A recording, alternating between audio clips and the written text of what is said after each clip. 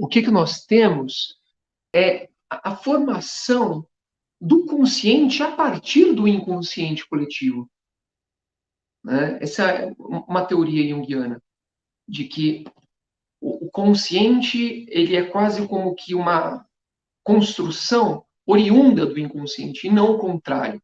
Então, nesse sentido, o inconsciente ele seria quase como que uma coisa em si. O que é uma coisa em si? É alguma coisa que está por trás da consciência.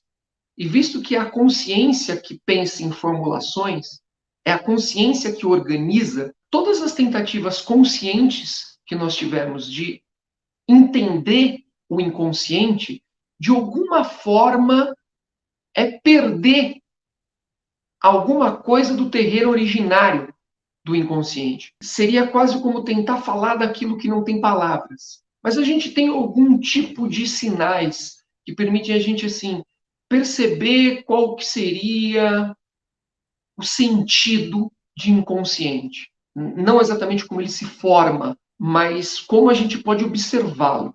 Mas eu vou então ir por um outro caminho com você. Por que eu vou por outro caminho? Porque a formação do inconsciente coletivo seria quase como se a gente tentasse pensar o ser humano antes de ter formulado a mente consciente. Tá entendendo? Antes da construção da mente consciente, o inconsciente já estava presente. E aí eu falo para você, é mais fácil, dentro do junguianismo, nós falarmos como se forma a consciência do que o contrário. Tá? Porque a inconsciência é uma conexão profunda, o inconsciente coletivo é uma instância psíquica, é uma condição psíquica que conecta a nossa alma com a natureza. Tá? Com a natureza mais pura possível. Não com a cultura. Tudo bem? Porque a cultura já é a formulação. A cultura, de certa forma, ela já vai se fazendo a partir de certas trocas que os humanos vão fazendo uns com os outros. Troca econômicas, trocas de linguagem e trocas eróticas. Esse modo de fazer troca vai criando a cultura. Mas a gente teria que pensar alguma coisa que está de fundo ainda, que é anterior a essa construção cultural. O inconsciente coletivo está aí. Inclusive, veja só, isso é muito interessante. A ideia de indivíduo, que eu estou fazendo uma contraposição entre indivíduo e coletivo. A ideia de indivíduo, para o Jung, é uma ideia muito posterior à ideia de coletivo. O ser humano, no seu lado mais primevo, mais primitivo, mais tribal, tá? E aqui a gente não está falando de pejorativamente, não pensem evolutivamente, tá? Como se houvesse o homem tribal e ele vai evoluindo até se tornar o homem civilizado, cidadino, industrial. Não, não é nada disso. Tá? Inclusive porque esse homem primitivo ainda habita em nós agora. Ele ainda está aqui agora. É como se fosse uma conexão vital que nós temos com a alma do mundo. Então, quer dizer, o homem coletivo ele é anterior ao homem individual. E o inconsciente coletivo é anterior ao inconsciente pessoal.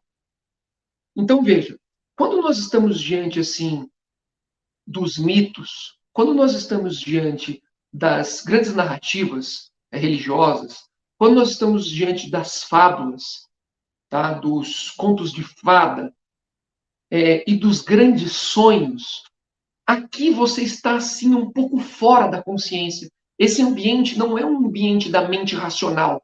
Ele é um ambiente do inconsciente coletivo. Né? Ele é um ambiente daquilo que é, digamos assim, o fundamento da alma humana.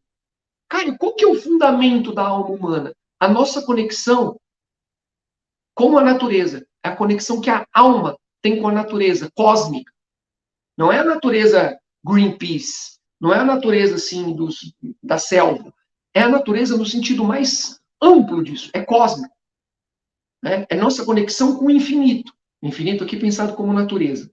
E aí existem modos de existir uma espécie de comunicação entre essa natureza e o nosso psiquismo. Tá? É aí que se dá o inconsciente coletivo. Tudo bem? Então, o inconsciente coletivo, ele não é formado. Ele é o primeiro formador. É essa a ideia. Tá? O inconsciente coletivo não é formado. O inconsciente coletivo ele é um formador do psiquismo geral.